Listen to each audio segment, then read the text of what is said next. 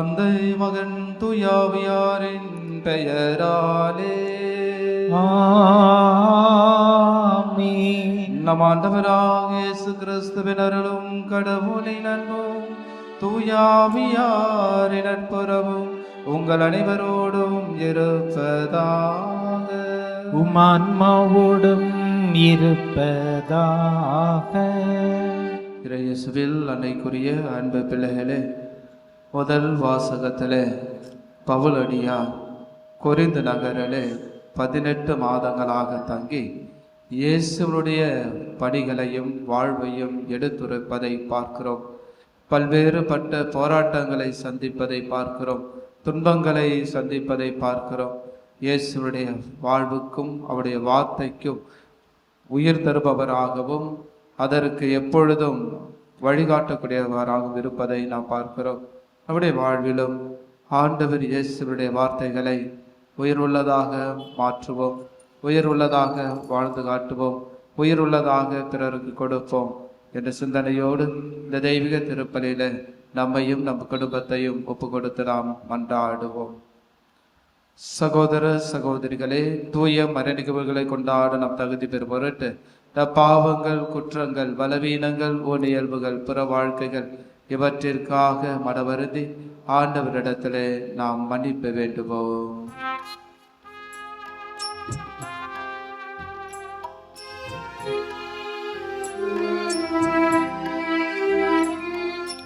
இரக்கத்தின் ஆண்டவரே, இம்மீது இரக்கம் வையும். இரக்கத்தின் ஆண்டவரே, இம்மீது இரக்கம் வையும். எனக்காய் பாடுகள் ஏற்றவரே, எனக்காய் உயிரையும் தந்தவரே, இரக்கத்தின் ஆண்டவரே, இம்மீது இரக்கம் வையும். எல்லாம் வல்ல இறைவன் நம் மீது இரக்கம் வைத்து பாவங்களை மன்னித்து நம்ம நிலை வாழ்வுக்கு அழைத்து செல்வாராக. ஆமென். மன்றாடுவோமாக. இறைவா, கிறிஸ்துவின் உயிர்ப்பினால் நிலை வாழ்வுக்கு எங்களை புதுப்பித்தீரே. உமது வலப்பக்கத்தில் அமர்ந்திருப்பவரும் எமது மீட்பின் ஊற்றும் ஆண்டவரிடம் எம்மை அழைத்து செல்வீராக. இவ்வாறு திருமுழுக்கினால் புதுபிறப்படைந்த நாங்கள் எங்கள் மீட்பர் தமது மாட்சியில் வரும்போது பேறு பெற்ற சாகா தன்மையால் அணிய செய்யப்படுவோமாக. உமோடும் தூயாவியாரின் ஒன்றைப்பில் இறைவனாய் என்றென்றும் வாழ்ந்து ஆட்சி செய்கின்ற எங்கள் ஆண்டவரும் இயேசு கிறிஸ்து வழியாக உம்மை மன்றாடுகின்றோம். ஆமென். இந்நகரத்தில் எனக்குரிய மக்கள் பலர் இருக்கின்றனர். திருத்தூதர் பணிகள் நூலிலிருந்து வாசகம். 18ஆம் அதிகாரம் 9-18 வரை. பவுல் கொரிந்து நகரில் இருந்தபோது இரவில் ஆண்டவர் பவுலுக்கு காட்சியில் தோன்றி, அஞ்சாதே, பேசிக்கொண்டே இரு, நிறுத்தாதே, ஏனெனில் நான் உன்னோடு இருக்கிறேன், எவரும் உனக்கு தீங்கிழைக்கப் போவதில்லை. இந்நகரத்தில் எனக்குரிய மக்கள் பலர் இருக்கின்றனர் என்று சொன்னார். அவர் அவர்களுக்கு 1 ஆண்டு 6 மாதம் இறைவார்த்தையை கற்பித்து அங்கேயே தங்கினார். கல்லியோ என்பவர் அக்காயா நாட்டின் ஆட்சியாளராக இருந்தபோது யூதர்கள் ஒருமித்து பவுலை தாக்கி அவரை நடுவர் மன்றத்திற்கு கூட்டிக் கொண்டு வந்து, இவன் திருச்சட்டத்துக்கு எதிரான முறையில் கடவுளை வழிபடுமாறு மக்களை தூண்டிவிடுகிறான் என்றார்கள். பவுல் பேச வாயெடுத்த போது கல்லியோ அவர்களை நோக்கி, யூதர்களே, ஏதாவது குற்றமோ வழிபாவமோ இருக்குமாயின் நான் பொறுமையுடன் உங்கள் வழக்கை கேட்டிருப்பேன். ஆனால் இது சொற்களையும் பெயர்களையும் உங்கள் திருச்சட்டத்தையும் பற்றிய சிக்கலாய் இருப்பதால் நீங்களே பார்த்து கொள்ளுங்கள். இதில் நடுவராய் இருக்க நான் விரும்பவில்லை என்று கூறி அவர்களை நடுவர் மன்றத்திலிருந்து துரத்திவிட்டார். உடனே அவர்கள் அனைவரும் தொழுகை கூட தலைவரான சொஸ்தேனை பிடித்து நடுவர் மன்றத்திற்கு முன்பாக அடித்தனர். ஆனால் கல்லியோ எதையும் பொருட்படுத்தவில்லை. பவுல் பல நாட்கள் கொரிந்துவிலுள்ள சகோதர சகோதரிகளிடம் தங்கியிருந்தார். அவர்களிடம் இருந்து விடை பெற்று கொண்டு தம் நேர்த்திக் கடனை நிறைவேற்ற கெங்கிரேயா நகரில் முடிவெட்டி கொண்டு அக்கில்லா பிரிஸ்கில்லா ஆகியோருடன் சிரியாவுக்கு கப்பலேறினார். ஆண்டவரின் அருள்வாக்கு. இறைவனுக்கு நன்றி. திருப்பாடல்கள். பல்லவி. கடவுளே அனைத்துலகின் வேந்தர் நீரே. கடவுளே அனைத்துலகின் வேந்தர் நீரே. மக்கள் இனங்களே களிப்புடன் கை கொட்டுங்கள், ஆர்ப்பரித்து கடவுளை புகழ்ந்து பாடுங்கள். ஏனெனில் உன்னதராகிய ஆண்டவர் அஞ்சுதற்குரியவர், உலக அனைத்தையும் ஆளும் மாவேந்தர் அவரே. கடவுளே அனைத்துலகின் வேந்தர் நீரே. வேற்று மக்களை நமக்கு அடிபணிய செய்தவர், அந்நிய நாடுகளை நம் தாழ்பணிய வைத்தவர். தம் உரிமை சொத்தை அவர் நமக்கு தேர்ந்து அளித்தார். அது அவர் அன்பு கூறும் யாக்கோப்பின் பெருமையாகும். பல்லவி. கடவுளே அனைத்துலகின் வேந்தர் நீரே.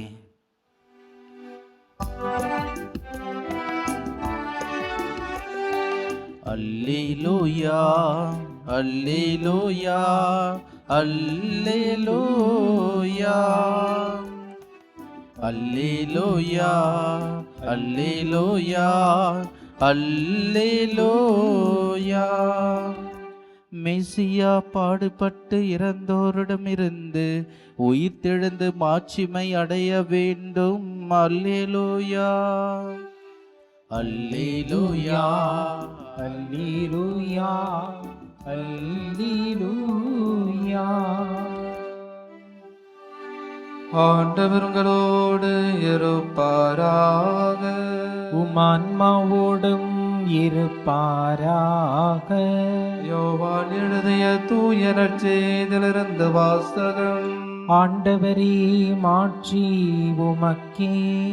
புனித யோவான் எழுதிய நற்செய்தி அதிகாரம் 16 இறை வார்த்தைகள் 20 முதல் 23 ஆம் உடைய. அக்காலத்தில் இயேசு தம் சீடரை நோக்கி கூறியது, உறுதியாக உங்களுக்கு சொல்கிறேன், நீங்கள் அழுவீர்கள், புலம்புவீர்கள். அப்பொழுது உலகம் மகிழும். நீங்கள் துயர் உறுவீர்கள், ஆனால் உங்கள் துயரம் மகிழ்ச்சியாக மாறும். பிள்ளையை பெற்றெடுக்கும் போது தாய் தனக்கு பேறுகாலம் வந்துவிட்டதால் வேதனை அடைகிறார். ஆனால் பிள்ளையை பெற்றெடுத்த பின்பு உலகில் ஒரு மனித உயிர் தோன்றியுள்ளது என்னும் மகிழ்ச்சியால் தம் வேதனையை அவர் மறந்து விடுகிறார். இப்பொழுது நீங்களும் துயர் உறுகிறீர்கள், ஆனால் நான் உங்களை மீண்டும் காணும்போது உங்கள் உள்ளம் மகிழ்ச்சி அடையும். உங்கள் மகிழ்ச்சியை யாரும் உங்களிடமிருந்து நீக்கிவிட முடியாது. அந்நாளில் நீங்கள் என்னிடம் எதையும் கேட்க மாட்டீர்கள். ஆண்டவரின் அருள்வாக்கு. கிறிஸ்துவே உமக்கு புகழ். கிறிஸ்துவில் அன்னைக்குரிய அன்பு பிள்ளைகளே, மாதா தொலைக்காட்சியின் அன்பு நேயர்களே, உங்களையும் உங்கள் குடும்பத்தையும் ஆரோக்கிய அன்னையின் நிறைவாக ஆசிர்வதிப்பாராக. இன்றைய இறைவனுடைய வார்த்தைகளை சிந்திக்கின்ற பொழுது உங்கள் துயரம் மகிழ்ச்சியாக மாறும் என்று இறைவன் நமக்கு இந்த வார்த்தையை நமக்கு சொல்கிறார்.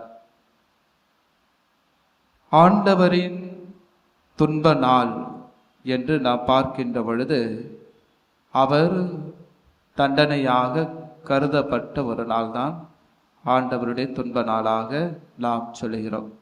அதுதான் பெரிய வெள்ளி என்று சொல்கிறோம்.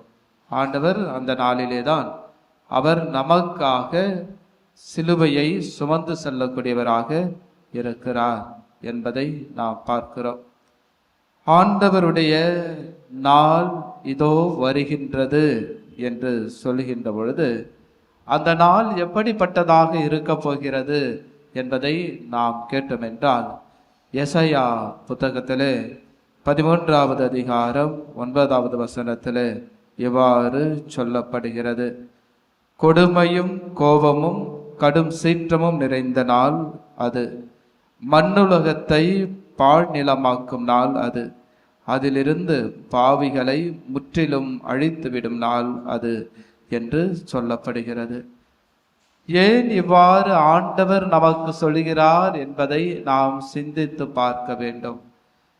உங்கள் துயரம் மகிழ்ச்சியாக மாறும் என்று சொல்கின்ற பொழுது, ஆண்டவர் நமக்கு துன்பத்தையும் துயரத்தையும் கொடுப்பதற்காக அல்ல, நாம் அந்த துயரத்தையும் துன்பத்தையும் பெற்றுக்கொள்கின்ற நம்முடைய வாழ்க்கை எவ்வாறு கிறிஸ்துவோடைய நம்பிக்கையிலும் விசுவாசத்தில் வாழ வேண்டும் என்பதை நமக்கு எடுத்து காண்பிக்கிறது. ஒரு துன்பத்தையும் துயரத்தையும் சந்திக்கின்ற பொழுது நாம் இறைவனை பழித்துரைப்பவர்களாக மாறுகிறோம் என்பதை நாம் சிந்தித்து பார்க்க வேண்டும்.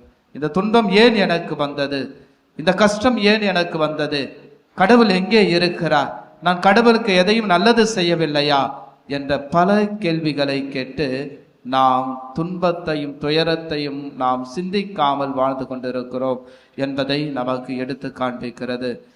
யோவேல் புத்தகத்திலும் கூட 2வது அதிகாரம் 1-2 உள்ள வசனங்களை வாசிக்கின்றோம். ஆண்டவரின் நாள் வருகிறது, அதுவோ இருளும் காரிருளும் கவிந்த நாள் என்று சொல்லப்படுகிறது.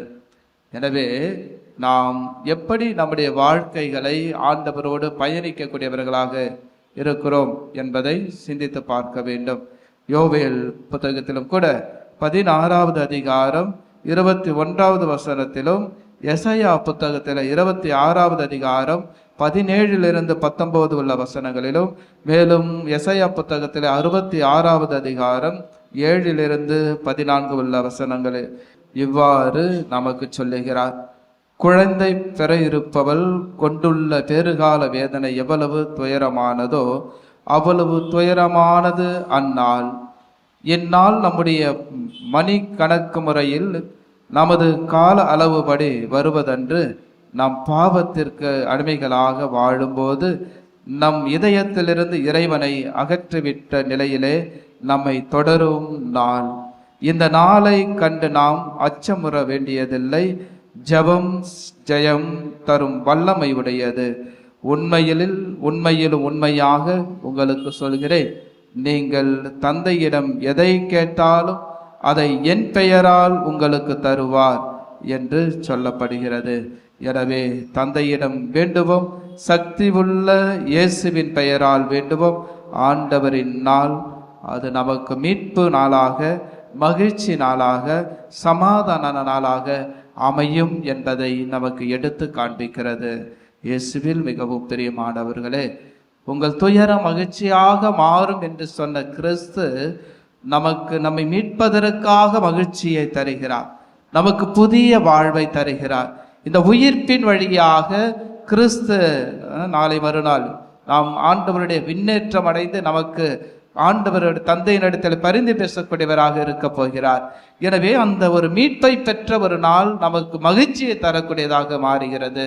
அவருடைய வேதனைகளை நாம் சிந்தித்த நாம் அவருடைய வேதனைகளை தியானித்த நம்முடைய வாழ்க்கையில மகிழ்ச்சியை தரப்போகிறது என்பதை நமக்கு எடுத்து காண்பிக்கிறது. இயேசுவில் மிகவும் நாம் இறைவனுக்கு உகந்தவர்களாக வாழ வேண்டும். எனவே உங்களுடைய துயரம் மகிழ்ச்சியாக மாறும் என்று சொல்கின்ற பொழுது, நாம் துயரத்தையும் துன்பத்தையும் கண்டு துவண்டு விடாமல் நம்முடைய வாழ்க்கை அதை சிந்திக்கக்கூடியதாக மாறுகிறது. குடும்பத்தில் ஒரு கணவன் மனைவி கடன் வாங்குகிறீர்கள். எதற்காக கடன் வாங்குகிறீர்கள்?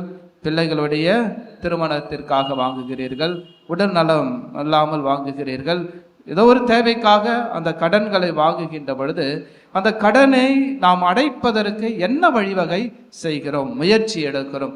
எப்படியாவது இந்த கடனிலிருந்து, இந்த தொல்லையிலிருந்து நான் விடுபட வேண்டும் என்பதற்காக தான் அதை சிந்திக்கின்றோமே தவிர, நாம் கிறிஸ்துவோடு வாழ்கின்ற பொழுது அதை எப்படி நாம் நம்மால் எழுந்து வர முயற்சிக்கக்கூடியவர்களாக நம்முடைய எண்ணங்கள் தோன்றுகிறது என்பதை சிந்தித்து பார்க்க வேண்டும். இயேசுவில் மிகவும் பிரியமானவர்களே, முயற்சி என்பதுதான் கிறிஸ்து இங்கு நம்முடைய துன்பத்தையும் துயரத்தையும் நமக்கு எடுத்து காண்பிக்கிறார். ஒவ்வொரு கஷ்டத்திலும் துன்பத்திலும் கிறிஸ்து அவர் முயற்சி எடுத்து நம்முடைய வாழ்க்கைக்கு மீட்பு தருவது போல, நாம் நம்முடைய துன்பத்திலும் துயரத்திலும் நாம் முயற்சி எடுத்து எவ்வளவு நாம் கிறிஸ்துவுக்குள் வாழக்கூடியவர்களாக நாம் இருக்கிறோம் என்பதை சிந்தித்து பார்க்க வேண்டும். எனவே முயற்சி என்னும் கொடையை பெறுகின்ற பொழுதுதான் நம்முடைய துன்பங்களும் துயரங்களும் மகிழ்ச்சியாக மாறும் என்பதை கிறிஸ்து நமக்கு எடுத்து காண்பிக்கிறார். மகிழ்ச்சி தான் காரணம் என்ற தொடக்கம் என்பதை நமக்கு இயேசு நமக்கு சொல்லுகிறார். இந்த நற்செய்தியிலே பேறுகால வேதனையை பிள்ளை பெற்று மகிழ்ச்சியாக போகின்ற பொழுது, அந்த பேறுகால வேதனையில் தாய் எவ்வளவு கஷ்டங்கள் பட்டாலும், ஆண் அது பெண்ணாக இருந்தாலும் தன்னுடைய குழந்தையை பார்க்கின்ற பொழுது எவ்வளவு மகிழ்ச்சி கொள்கிறார். எனவே நம்முடைய வாழ்விலும் நாம் துன்பங்களையும் துயரங்களையும் பெறுகின்ற நாம் கிறிஸ்துவனுடைய நிலையான நிறைவான வாழ்வை நோக்கி நாம் பயணிக்கக்கூடியவர்களாக நம்முடைய மகிழ்ச்சி மாறும் என்பதை இயேசு நமக்கு சொல்கிறார்.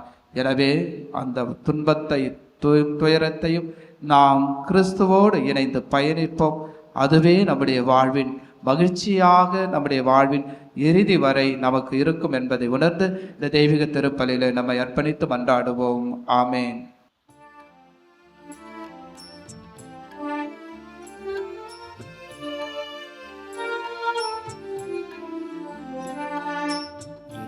நாம் உமக்காக இயேசுவின் திவ்ய இருதயமே, எல்லாம் உமக்காக. இந்த சிந்தனை சொல்லனைத்தும், எந்த செயல்கள் ஒவ்வொன்றும், இந்த சிந்தனை சொல்லனைத்தும், எந்த செயல்கள் ஒவ்வொன்றும், இந்த உடல் பொருள் ஆவினுற்றும் புகழ் அதிமிக மகிமைக்கே, எல்லாம் உமக்காக. சகோதர சகோதரிகளே, என்னுடையது உங்களுடையதுமான இப்பலி எல்லாம் வல்ல தந்தையாக இறைவனுக்கு ஏற்றதாகபடி மன்றாடுங்கள். ஆண்டவர் தமது பெயரின் புகழ்ச்சிக்காகவும் ஆட்சிக்காகவும் நமது நன்மைக்காகவும் புனித திரவை அனைத்து நலனுக்காகவும் உமது கையில் இருந்து இப்பலியை ஏற்றுக்கொள்வாராக. ஆண்டவரே, உமது குடும்பத்தின் காணிக்கைகளை இரக்கத்தோடு ஏற்றுக்கொள்ள உம்மை வேண்டுகின்றோம். அதனால் உமது பாதுகாவலின் உதவியால் தான் பெற்று கொண்டதை ஒருபோதும் இழந்து விடாமல் அது நிலையான பரிசை அடைவதாக. எங்கள் ஆண்டவராகிய கிறிஸ்து வழியாக உம்மை மன்றாடுகின்றோம். ஆமென். ஆண்டவர் உங்களோடு இருப்பாராக. உமான்மாவோடும் இருப்பாராக. இதயங்களை மேலே எழுப்புங்கள். ஆண்டவரிடம் எழுப்பியுள்ளோம். இறைவனாகிய ஆண்டவருக்கு நன்றி கூறுவோம். அது தகுதியும் நீதியும் ஆனதே. ஆண்டவரே, காலத்தில் உம்மை புகழ்ந்திருப்பதும் எல்லாவற்றுக்கும் மேலாக எங்கள் பாஸ்காவாகிய கிறிஸ்து பலியான சிறப்பான காலத்தில் உம்மை இன்னும் மிகுதியாக வாழ்த்தி போற்றுவதும் மெய்யாகவே தகுதியும் நீதியும் ஆகும். எங்கள் கடமையும் மீட்புக்குரிய செயலும் ஆகும். கிறிஸ்து தம் திரு உடலை ஒப்பு கொடுத்து சிலுவையின் மெய்யான பலியில் முற்கால பலியில் நிறைவு பெறச் செய்தறினார். எங்கள் மீட்புக்காக அவர் உம்மிடம் தம்மையை கையளித்த போது அவரே குருவாகவும் பலிபீடமாகவும் செம்மறியாகவும் விளங்கினார். ஆகவே பாஸ்கா மகிழ்ச்சி பொங்க அனைத்துலகின் மாந்தர் அனைவரும் மக்களிக்கின்றனர். அவ்வாறு ஆற்றல் மிக்கோரும் அதிகாரம் கொண்ட தூதர்களும் உமது மாட்சியை புகழ்ந்து பாடி முடிவின்றி ஆர்ப்பரித்து சொல்வதாவது: தூயவர் தூயவர் தூயவர், வான்படைகளின் கடவுளாம் ஆண்டவர். விண்ணகமும் மண்ணகமும் உமது ஆட்சியால் நிறைந்துள்ளன. உன்னதங்களிலே ஓசன்னா. ஆண்டவர் பேரால் வருகிறவர் ஆசி பெற்றவர். உன்னதங்களிலே ஓசன்னா. ஆண்டவரே, நிர்வையாகவே தூயவர், தூய்மை அனைத்துக்கும் போற்று. ஆகவே உடைய ஆவியை பொழிந்து இக்காணிக்கைகளை தூய்மைப்படுத்த உம்மை வேண்டுகின்றோம். இவ்வாறு எங்கள் ஆண்டவர் இயேசு கிறிஸ்துவின் உடலும் இரத்தமுமாக எங்களுக்கு இவை மாறுவனவாக. அவர் பாடுபடவுளம் கனிந்து தம்மை கையளித்த போது அப்பத்தை எடுத்து நன்றி செலுத்தி அதை பிட்டு தம் சீடர்களுக்கு அளித்து கூறியதாவது: அனைவரும் இதிலிருந்து பெற்று உண்ணுங்கள், ஏனெனில் இது உங்களுக்காக கையளிக்கப்படும் என் உடல்.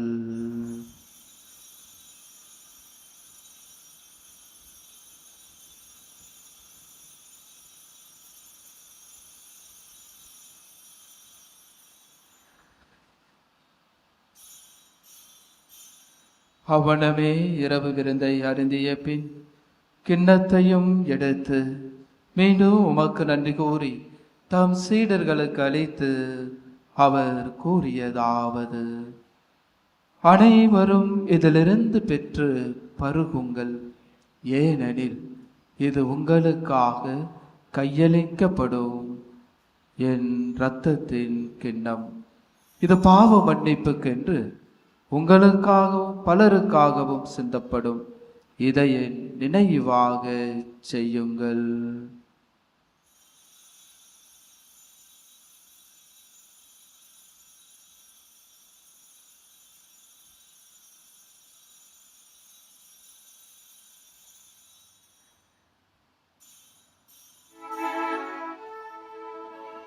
நம்பிக்கையின் மறைபொருள்.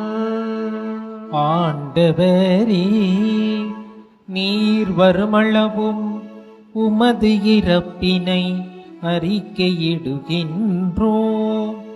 உமது உயிர்ப்பினையும் எடுத்துரைக்கின்றோம். ஆகவே ஆண்டவரே, நாங்கள் கிறிஸ்துவின் இறப்பினை உயிர்ப்பினை நினைவு கூர்ந்து வாழ்வு தரும் அப்பத்தையும் மீட்பளிக்கும் கிண்ணத்தையும் ஒப்பு கொடுக்கின்றோம். உம் திருமுன் நமக்கு ஊழியம் புரிய தகுந்தவர்கள் ஏற்றுக்கொண்டீர். எனவே உமக்கு நன்றி செலுத்துகின்றோம். மேலும் கிறிஸ்துவின் உடலிலும் இரத்தத்திலும் பங்கு கொள்ளும் எங்களை தூய ஆவியார் ஒன்று சேர்க்க வேண்டும் என உமை தாழ்மையுடன் மன்றாடுகின்றோம். ஆண்டவரே, உலகெங்கும் பரவி இருக்கும் திரு அவையை நினைவு கூர்தருளும். எங்கள் திரு தந்தை இல்லையோ, எங்கள் ஆயர் மேதகு ஜார்ஜ் ஆண்டகை எல்லா திருநராக அனைவரோடும் முத திரு அவை அன்பில் நிறைவு பெறச் செய்தருளும். ஆண்டவரே, தெய்வீக திருப்பலியில் ஒப்பு கொடுத்து ஜெபிக்கின்ற அனைத்து கருத்துக்களையும் அன்றாற்றுக்களையும் உமது நாமத்தினால் கூடி ஜெபித்துக் கொண்டிருக்கின்ற பிள்ளைகளையும் குடும்பங்களையும் ஆசிர்வதித்து நல்வழிப்படுத்துவீராக. மேல் உயிர்த்தெழும் இந்த நோக்கொண்டு செய்து கொள்ளும் எங்கள் சகோதர சகோதரிகளையும் தெய்வீக திருப்பலியில் ஒப்பு ஜெபிக்கின்ற ஆன்மாக்கள், நம்முடைய குடும்பங்களில் இருந்து போன அனைத்து ஆன்மாக்கள், யாரும் இணையாத ஆத்துமாக்கள், உத்தரகிற ஸ்தலத்தில் இருக்கிற ஆத்துமக்களுக்காகவும் நாம் சிறப்பாக நாம் ஜெபிப்போம். இறந்தோர் அனைவரும் இரக்கத்துடன் நினைவு கூர்ந்து புது திருமுகபலில் உளற்றருளும். எங்கள் அனைவர் மீதும் இரக்கமாயிரும். கடவுளின் கன்னித்தாயான புனித மரியா, அவருடைய கணவரான புனித யோசேப்பு, புனித திரு தூதர்கள், இவ்வுலகில் உமக்கு உகந்தவராயிருந்தவராகிய புனிதர் அனைவருடனும் நாங்கள் நிலைவாழ்வில் பங்கு கொள்ளும் தகுதி பெறும் பொருட்டு உம் திருமகன் இயேசு கிறிஸ்து வழியாக உம்மை புகழ்ந்தேத்த மரவரல உம்மை மன்றாடுகின்றோம்.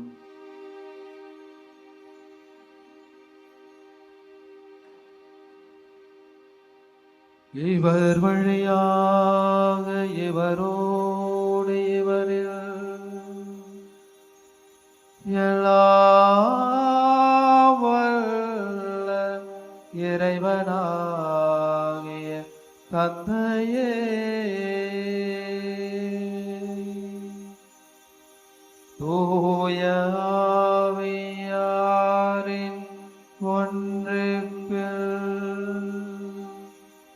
எல்லா புகழும் மாட்சியும் என்றென்றும் உமக்கு உரியதே.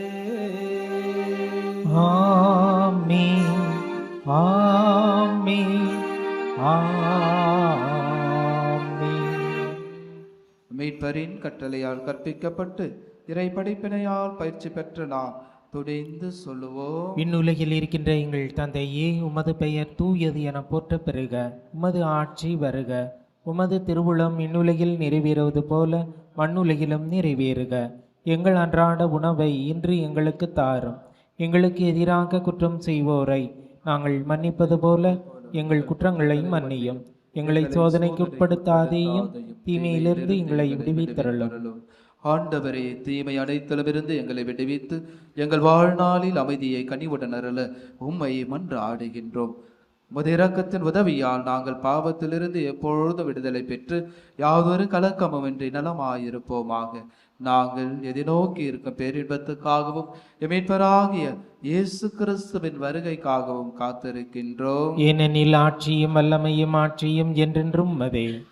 ஆண்டவரே இயேசு கிறிஸ்துவே, அமைதியை உங்களுக்கு விட்டுச் செல்கிறேன், என் அமைதியையே உங்களுக்கு அளிக்கிறேன் என்று திருத்தூதர்களுக்கு மொழிந்தீரேன். எங்கள் பாவங்களை பராமல் உமது திரு அவையின் நம்பிக்கையை கண்ணோக்கி முது திருவுளத்துக்கு ஏற்பதற்கு அமைதியையும் ஒற்றுமையும் அளித்தருள திருவுளம் கொள்வீராக. என்றென்றும் வாழ்ந்து ஆட்சி செய்கின்றவர் நீரே. ஆமென். ஆண்டவருடைய அமைதி உங்கள் அனைவரோடும் என்றும் இருப்பதாக. ஆன்மாவோடும் இருப்பதாக. ஆண்டவர் இயேசு தருகின்ற அமைதியை ஒருவரோடு ஒருவர் மகிழ்ச்சியோடு பகிர்ந்து கொள்வோம். அமைதி. உலகின் பாவங்களை போக்கும் இறைவனின் செம்மறியே, எங்கள் மேல் இரக்கமாயிரும். உலகின் பாவங்களை போக்கும் இறைவனின் செம்மறியே, எங்கள் மேல் இரக்கமாயிரும். உலகின் பாவங்களை போக்கும் இறைவனின் செம்மறியே, எங்களுக்கு அமைதியை அளித்தருளும். உங்கள் துயரம் மகிழ்ச்சியாக மாறும் என்று சொன்னார் ஆண்டவர். நாம் வாழ்கின்ற உலகில் வருகின்ற துன்பத்தையும் துயரத்தையும் கலக்கத்தையும் வேதனையும் பயப்படாமல் நான் உன்னோடு இருக்கிறேன் என்று சொல்லி அவருடைய முயற்சியை நமக்கு முயற்சியாக வாழ்வாக தருகிறார். விதை முளைப்பதற்கு முயற்சி எடுப்பது போல நாமும் இயேசுவில் வாழ வளர நம்பிக்கையில் சிறந்தோங்க முயற்சி எடுப்போம். அவரோடு வாழ்வோம், மகிழ்ச்சி பெறுவோம். இதோ இறைவனின் செம்மறி, இந்த உலகின் பாவங்களை போக்குபவர். செம்மறியின் விருந்துக்கு அழைக்க பெற்ற நம் அனைவரும் பெரு பெற்றோர். ஆண்டவரே, நீரின் இல்லத்தில் எழுந்தருள நான் தகுதியற்றவன். ஆனால் ஒரு வார்த்தை மட்டும் சொல்லியருளும், எனது ஆன்மா நலமடையும். நன்றி கூறி மன்றாடுவமாக. ஆண்டவரே, உமது பரிவிரக்கத்தால் மீட்டுக் கொண்டவர்களை தொடர்ந்து பாதுகாத்தருளவும் வேண்டுகின்றோம். அதனால் திருமகனுடைய பாடுகளால் மீட்கப்பட்டவர்கள் அவரது உயிர்ப்பில் மகிழ்வார்களாக. என்றென்றும் வாழ்ந்து ஆட்சி செய்கின்றவர் வழியாக உம்மை மன்றாடுகின்றோம். ஆமென். ஆண்டவர் உங்களோடு இருப்பாராக. உம் ஆன்மாவோடும் இருப்பாராக. எல்லாம் வல்ல இறைவன் தந்தை, மகன், தூயாவியார் உங்கள் அனைவரையும் நிறைவாக ஆசீர்வதிப்பாராக. ஆமென். அன்னையின் அன்பு பிள்ளைகளாக வாழ்ந்திட சென்று வாழுங்கள். திருப்பலி நிறைவு பெற்றது. அல்லேலூயா, அல்லேலூயா, அல்லேலூயா. இறைவனுக்கு நன்றி. அல்லேலூயா, அல்லேலூயா, அல்லேலூயா.